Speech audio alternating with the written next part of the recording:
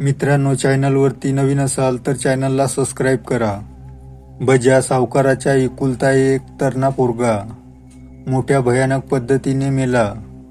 ओढ्याच्या शेजारी त्याचं प्रेत झाडीत सापडलं. तेव्हा ते चांगलं फाडून खाल्लं होतं रानटी कुत्र्यांनी. कसंबसं गुंडाळत दहन करायला चौथऱ्यावर ठेवलं. सारा गाव तिथं लोटला होता. सगळ्या गावावर शोककळा पसरली होती.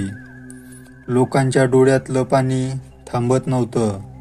सरपंच अप्पासाहेब सावकाराच्या खांद्यावर हात ठेवून धीर देत होते.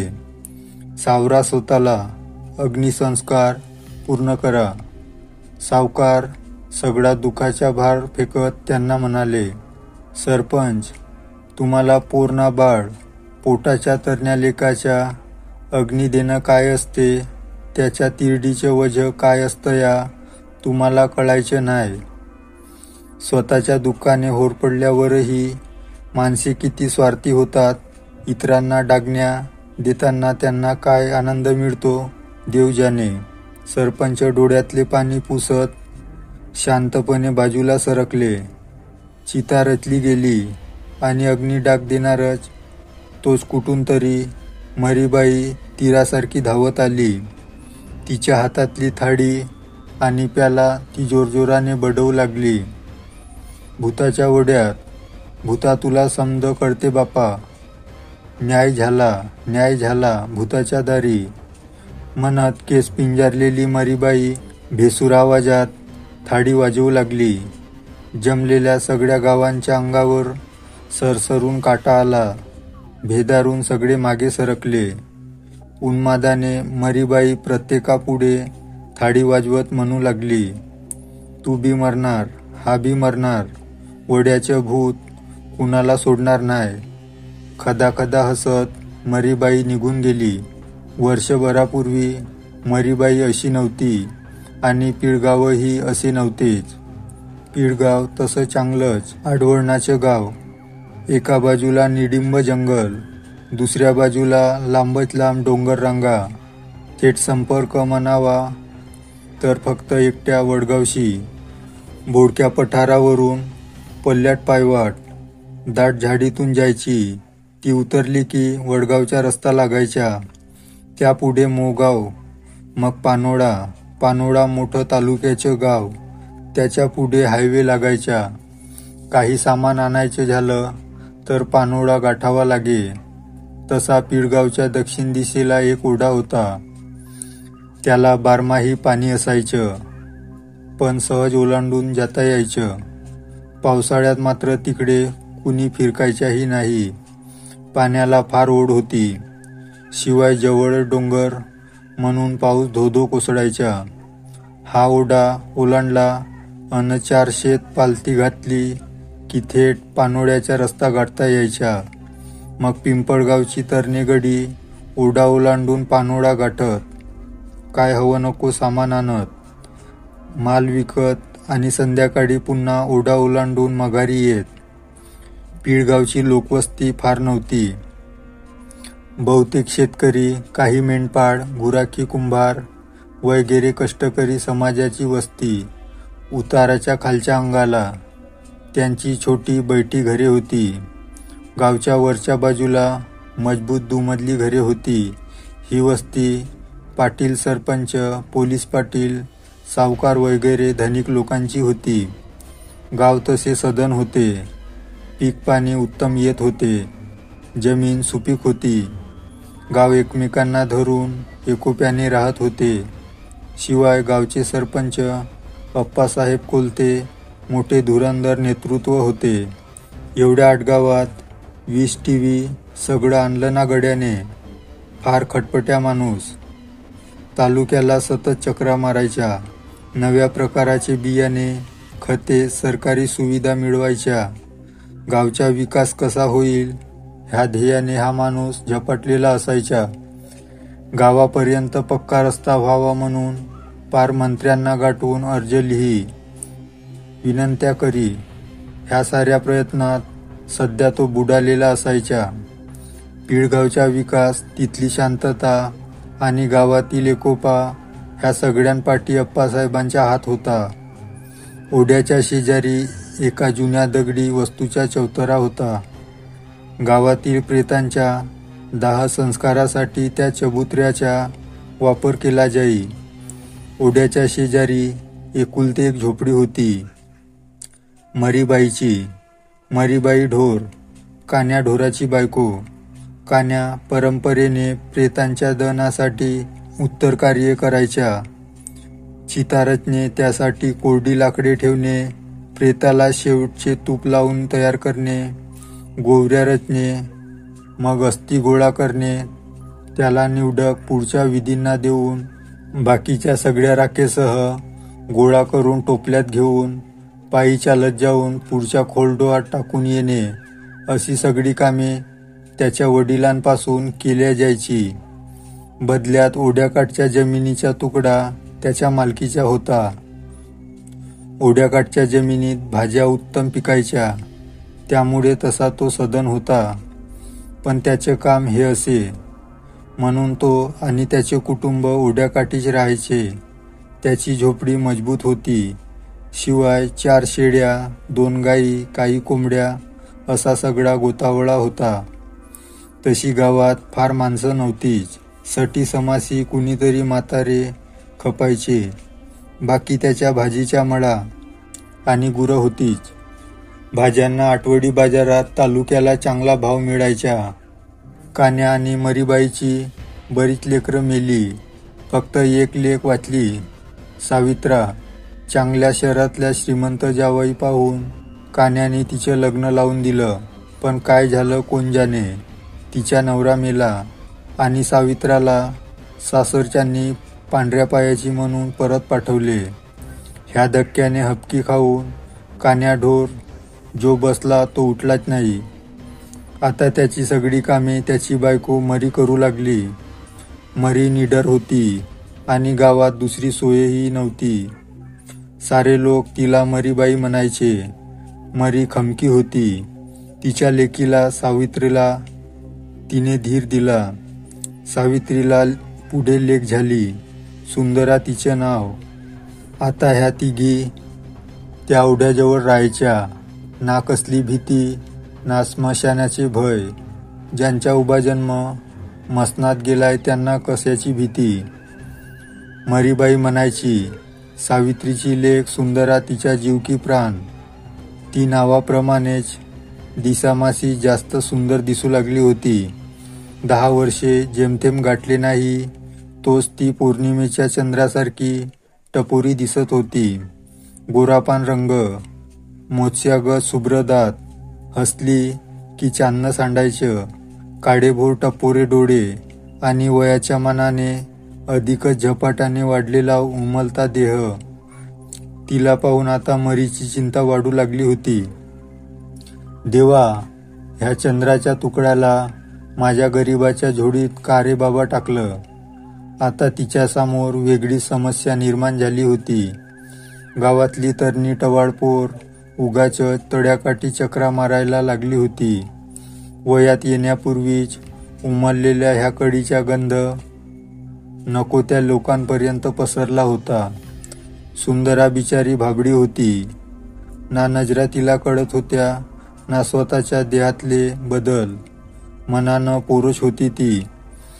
कुणी शहरातून काही बाई आणत, सुंदराला जवळ बोलवत एखादा गडी चॉकलेट देई. कुणी नवं कपडं पुढे करी.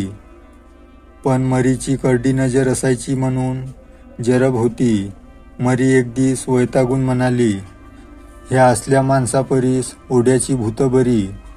एक दिवस कहरच झाला. काही माजोर्डी श्रीमंत पोर पानोड्याहून चिक्कार दारू ढोसून आली आणि त्यांनी सुंदराला उचलून नेण्याचा प्रयत्न केला.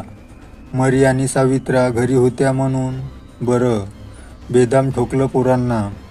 त्या रात्री मरी सरपंच अप्पासाहेब कोलतेच्या वाड्यात गेली. तिने आपल्याला मदत मिळावी म्हणून पदर पसरला. अप्पासाहेबांनी त्या टवाळांच्या घरी जाऊन चांगला धमकावलं. पुन्हा असं काही करणार नाही अशी ग्वाही गावातल्या लोकांकडून चावडीवर घेऊन मरीबाई घरी परतली. काही दिवस ह्या सगळ्यांच्या धाकाने शांततेत गेले. आता मरीच्या सुंदराच्या वाट्याला कुणीच जायचे नाही. एक दिवस मात्र काळोख घेऊन उगवला.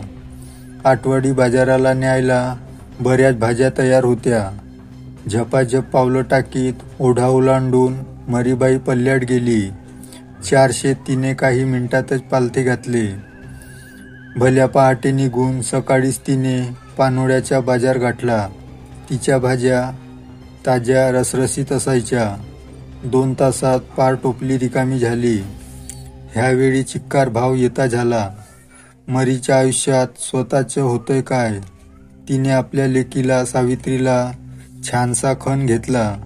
तिच्या मनात आलं, बिचारी पोर माझी. तरुणपणीच नवरा गेला, काही हौसमौज झाली नाही. तरी कंदी काय मागितलं नाही, का हट धरला नाही. सुंदरानं बजावलं होतं, येताना जलेबी आण म्हणून. त्या पिल्लावर मरीचा खूपच जीव होता. तिच्यासाठी जिलेबी आणि शेव बांधून घेत मरी परतीच्या वाटेला निघाली. तो सोसाट्याचा वारा सुटला. अचानक काळे ढगांचे राक्षस नाचू लागले. विजांच्या थाळ्या कडाडू लागल्या आणि मुसळधार पावसाला सुरुवात झाली. हा अवकाळी पाऊस घात करून गेला. कसाबसा एका टपरीत आसरा मिळाला तिला. आता ओढा ओलांडणे तर शक्यच नव्हते. तिने गाड्यांची चौकशी केली. टपरीच्या पोऱ्या भला माणूस होता. तिला म्हणाला, म्हातारे, ह्या वादळ वाऱ्यात कुठेतरी अडकशील, मुश्किल होईल घरच्यासनी. त्यापरीस रात हित काढ. पाऊस पहाटे थांबला की निघ. मरीला पटले त्याचे. त्याने तिला चहा आणि पावचा तुकडा दिला आणि थकली भागली मरी काही क्षणात झोपून गेली. सकाळी पाऊस थांबला होता. सगळं शांत झालं होतं. पोराचे आभार मानत ती निघाली. ओढ्याला खूप पाणी असणार, तो ओलांडणे अशक्य होते. मग मजल दर मजल करत मोहगाव, वडगाव करत पिंपळगावचा रस्ता तुडवत मरीबाई घरी पोहोचली. सूर्य माथ्यावर आला तरी गुरं दाव्यालाच होती. त्यांना ना चारा ना पाणी. शिनलेल्या तिने हातपाय स्वच्छ धुतले. अंगणात बसकन मारत आवाज दिला, सावित्रे पोरी, वाईच घोटभर चा टाकव. सुंदरा ये पिल्ला. आतून काहीच प्रतिसाद आला नाही. तशी तिने आत धाव घेतली. खोपट्यात कुणीच नव्हतं. आता कुठं गेले असतील माय ह्या येडेला. मरीबाई जरा घाबरलीच आणि आजूबाजूला धावत लेक आणि नातीला शोधू लागली. दोघींचं कुठेच पत्ता नव्हता. अखेर तिने गावात धाव घेतली. दिसेल त्याला विचारत सुटली, माझी सावित्रा पाहिली का? माझी सुंदरा आली का?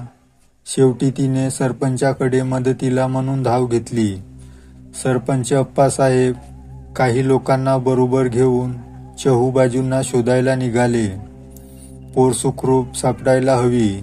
त्याचे मन देवाच्या धावा करत होते. ह्या सगळ्यात संध्याकाळ झाली. मरीबाई आता घायकुतीला आली होती. एवढ्यात कुणीतरी ओढ्याच्या पल्ल्यात झुडपात काहीतरी अभद्र दिसल्याचे सांगितले. सगळ्यांनी तिकडे धाव घेतली. मरीची लेक सावित्राचा देह काट्यांच्या झाडीत अडकला होता. देहावर बोटभर वस्त्र नव्हते आणि जागोजागी ओरबडल्याच्या खुणा होत्या. पाहताच दगडमनाच्या पुरुष मंडळींनी सुद्धा तोंड फिरवले. म्हातारी मरीबाई गपगार झाली. ती गोटून गेली होती. काय हा अमानुषपणा! बघणाऱ्यांचे काळीच कापत होते. कुणीतरी आणून कपडा टाकला आणि देह गुंडाळून चौथऱ्यावर टेकवला. एवढ्यात ओढ्यात एक प्रेत तरंगत असल्याचे कुणीतरी सांगितले. सुंदरा. हो, सुंदराच होती ती. तिचा देह देखील विवस्त्र होता. तिच्या गोऱ्यापान देहावर जागोजागी हिरव्या निळ्या खुणा दिसत होत्या. तिच्यावर अमानुष लैंगिक अत्याचार झाले असावेत.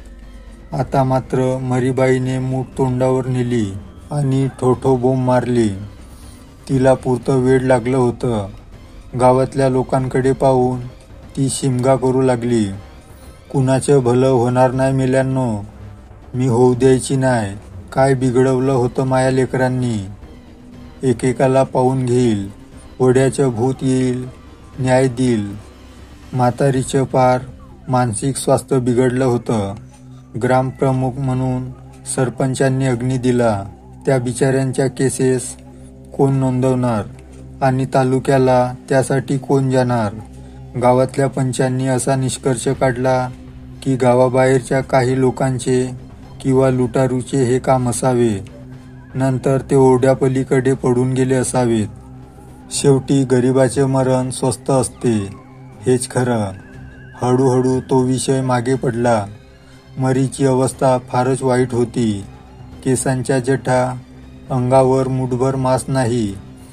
हाडांचा सापळा झालेली मरी भयंकर दिसायची. आता कुणी गेलंच तर शेजारच्या वडगावातून माणसे येत आणि क्रियाक्रम करत होती. मरी आणि तिच्या कुटुंबाची गरज गावच्या दृष्टीने संपली होती. बरोबर 6 महिन्यांनी एका शनी अमावस्येला मरी ओढ्याच्या काठावर बसून काहीतरी करत असल्याचे गावकऱ्यांनी पाहिले. पहिले तिच्या ह्या वेडेपणाकडे ओढा ओलांडून येणाऱ्या गावकऱ्यांनी दुर्लक्ष केले, पण नंतर तिची कसलीशी पूजा चालू असल्याचे पाहून गंमत म्हणून बघत बसले. मरीने ओढ्याकाठच्या भूताचे आव्हान केले आणि जाळ पेटवला. त्यात काय घातले कुणास ठाऊक, पण त्याच्या करपट वास उभ्या आसमंतात भरून राहिला. मग मरीने एक काळा बोकड आणून त्याच्या बळी दिला. रात्र चढत जाऊ लागली तशी तिने आपले कपडे उतरवले. आता विवस्त्र हाडांच्या देहावर तिने त्या बोकडाचे रक्त पासले आणि हातातली थाळी वाजवत भयान बोंब मारली. तिचा हा अघोरी प्रकार पाहून सगळे प्रेक्षक जीव मुठीत धरून आपापल्या घराच्या दिशेने पळत सुटले. मरीबाईने ओढ्याचे भूत जागे केले. लोक म्हणू लागले. आता मरीबाई दिवसरात्र ओढ्याच्या काठावर राहायची. ऊन वारा पाऊस सगळं तिच्या क्रूश सुरकुतलेल्या देह मुकाट पचवत होता. ती बरेचदा लोकांना कुणाशी तरी बोलत बसलेली दिसायची, पण समोर कुणीच नसायचं. काही लोक म्हणायचे, मरीच्या डोक्यावर परिणाम झालाय, वेड लागलंय तिला. काय खरं होतं कोण जाणे. पण सावित्रा आणि सुंदराच्या अशा अघोरी मृत्यूनंतर ती माणसातून उठली होती. साहजिकच होतं ना ते. त्या दोघींवर ज्या कुणी अत्याचार केले होते तो नक्कीच सैतानाच्या काळजाचा असणार, ह्यात शंकाच नव्हती. सावकाराच्या लेक बजाच्या मृत्यूनंतर लोक ओढ्याकाठून जायला भिवू लागले. दुसरे असेही कारण होतेच की गावातल्या बहुतेक तरण्या बाप्यांच्या सुंदरा नावाच्या फुलावर डोळा होता. प्रत्येकाने कधी ना कधी तिला भुलवण्याचा प्रयत्न केला होता. न जाणो ओढ्याचं भूत मानगूट धरायचं. लोकांनी ओढ्याची वाट आता फक्त दिवसा उजेडी वापरायला सुरुवात केली. तिन्ही सांजेला देखील तिकडून कुणी यायचे नाही. पावसाळा सुरू झाला आणि ओढ्याकाठची वाट तशी निर्मनुष्य झाली. एका संध्याकाळी पाटलांच्या किशा ओढ्याकाठाकडून पडत बोंब मारत गावात शिरला. पडून पडून त्याच्या तोंडाला फेस आला होता. मरण जवळून पाहिल्यागत तो भेदारला होता. काट्या कुपाटातून धावून त्याचे हातपाय रक्तबंबाळ झाले होते. घामाने त्याचे कपडे ओले चिंब झाले होते. भीतीने त्याची बोबडी वळली होती. ओढ्याच्या दिशेने बोट करून तो काहीतरी सांगण्याचा प्रयत्न करत असतानाच त्याचे हातपाय वाकडे झाले आणि तो फेकर येऊन कोसळला. 4 लोक त्याला उचलून घरी घेऊन गेले. तो बोट दाखवत होता त्या दिशेला काही लोक काठ्या आणि कोयते घेऊन निघाले. गावात लाईट असेल तरी ओढ्याकाठची वाट आणि झाडी अंधारातच बुडालेली असायची. तिथे रात्री कोण कशाला जातोय मरायला. रात्र काळीभोर होती. कसाबसा कंदिलाचा प्रकाश वाट दाखवत होता. रातकिडे कीर ओरडत होते. नुकताच दुपारी पाऊस पडून गेलेला होता. आणि सगळीकडे चिखल झाला होता. त्यातून वाट काढत जाणाऱ्या लोकांच्या पायताने रपाक रपाक असे आवाज येत होते. अचानक रानटी कुत्री कुठून तरी उडी घेत ओढ्या पल्ल्याच्या दाट झाडीत दिसेनाशी झाली. किती कुत्री होती कुणास ठाऊक, पण शोधणारे लोक भयाने 4 पावले मागे सरकली आणि थपकून अंदाज घेऊ लागली. घोर घोर रानटी कुत्र्यांचा आवाज दूरवरून ऐकू आला. तशी मंडळी पुढे सरकली. त्यानंतर त्यांनी करवंदाच्या जाळीत जे पाहिले ते पाहून सगळ्यांना धडकीच भरली. सगळे डोळे चोळत पुन्हा पुन्हा खात्री करत होते, पाहतोय हे खरं आहे की भास. अचानक त्यांच्यातला एक गडी भीतीने पांढरा पडला. नेमका कंदील त्याच्याच हातात होता. तो तसाच टाकून बोंबा ठोकत तोंडावर मूठ आपटत त्याने मागच्या मागे गावाकडे धूम ठोकली. त्याने तसाच सोडलेला कंदील खाडकन फुटला आणि पुन्हा एकदा किर्र अंधार झाला. आता उरलेल्या 4-6 डोक्यांना काही दिसेना. जेमतेम हातभर अंतरावर असलेल्या करवंदाच्या जाळीत लहानू मरून पडला होता. त्याच्या देहाचा चेंदामेंदा झाला होता.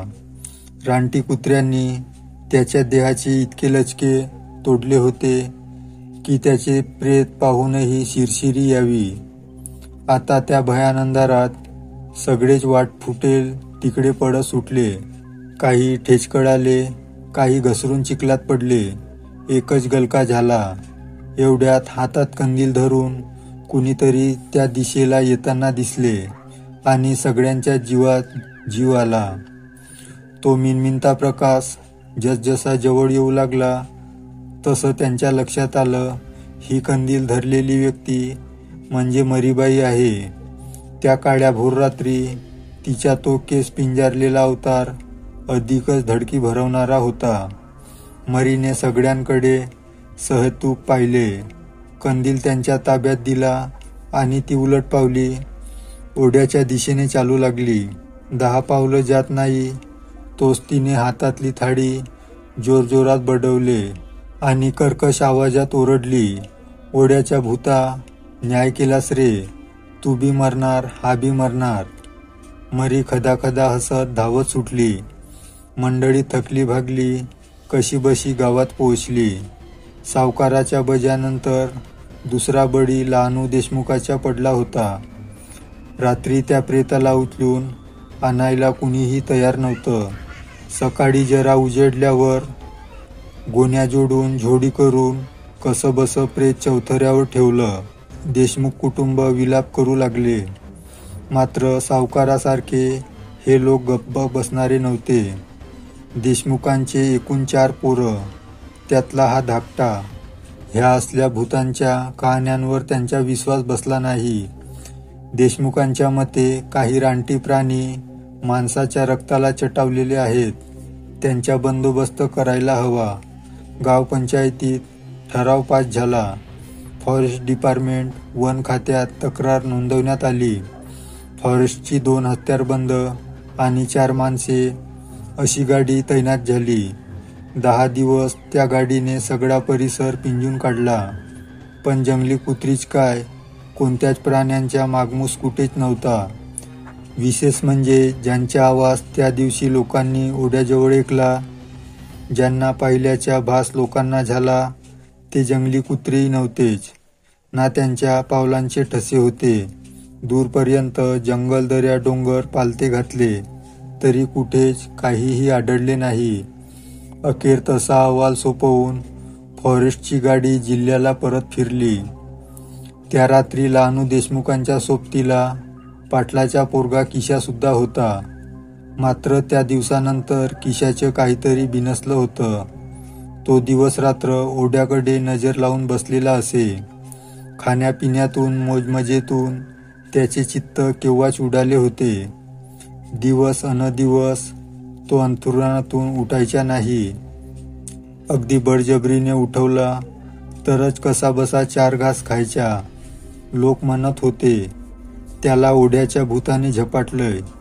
देशमुखाच्या पोरांनी त्याच्याकडून माहिती घ्यायचा प्रयत्न केला, पण त्या रात्रीची आठवण जरी काढली तरी तो हातपाय वाकडे करायचा आणि त्याला फेफारे येई. हळूहळू तो स्वतःशीच बोलू लागला. जसजशी अवस जवळ येऊ लागली तसतसं त्याचे नियंत्रण हरवलं. तो जोरजोरात बळरू लागला. वड्याचं भूत आलं. मला नको मारू बाबा, पाया पडतो तुझ्या. वड्याच्या भूता, म्या दोषी हाय. होय, म्या गुन्हा केलाय, पण मले सोड. पुण्यांदा नाही करणार. सोड सोड मले. किशा किंचाळू लागला की आक्रमक होई. त्याला बांधून ठेवावं लागे. अखेर अवसेच्या मध्यरात्री त्याने त्याच्याच घरात गळफास लावून घेतला. तिसरा बळी गेला होता. पहिला सावकाराच्या बजा, दुसरा देशमुखाच्या लहानू आणि तिसरा पाटलाच्या किशा. लागोपाठ 3 अवस. त्यांच्या मैतीला मरीबाई आली. तशी सगळ्यांना धडकी भरली, पण मरीने थाळी वाजवली नाही की आरडाओरडा केला नाही. ती लांबूनच एकटक जळणाऱ्या चितेकडे पाहत होती. जसजसा लाल रसरशीत ज्वाळा पेटू लागल्या तसतसा तिचा चेहरा काळवंडून गेला. म्हातारी तरातरा उठून गावच्या दिशेने चालू लागली. कुणीतरी टोकलं, "अय वय येडे, कुठं निघाली तरातरा?" मरीबाई वळली आणि विचारणाऱ्याला धस्स झालं. तिच्या डोळ्यात चितेच्या ज्वाळा पेटल्या होत्या जणू. तिचे पिंजारलेले केस वाऱ्यावर उडू लागले आणि मरी किंचाळली, "निवेद निवेद लागतो वड्याच्या भूताला. आज शिकार चुकली त्याची." चितेकडे पाहत म्हातारी गरागरा डोळे फिरवत होती. गावात जाऊन तशीच ती तरातरा ओढ्यावर आली. काळं कोंबडं असावं. त्याची मानगूट पिरगडली जाऊन ते केकाटत होतं. सगळे लोक भयाने थरथरत हा तमाशा लांबूनच पाहत होते. अखेर कोंबड्याचा आवाज बंद झाला. म्हातारीने जाळ पेटवला आणि ती भेसूरपणे थाळी वाजवत आगीभोवती नाचू लागली. वड्याच्या भूता, न्याय कर, न्याय कर म्हणून हाका मारू लागली. मित्रांनो, ही गोष्ट तुम्हाला कशी वाटली लाईक व कमेंट करून नक्की सांगा. व चॅनलवरती नवीन असाल तर चॅनलला सबस्क्राईब करा. भेटूया या कथेच्या पुढील भागात.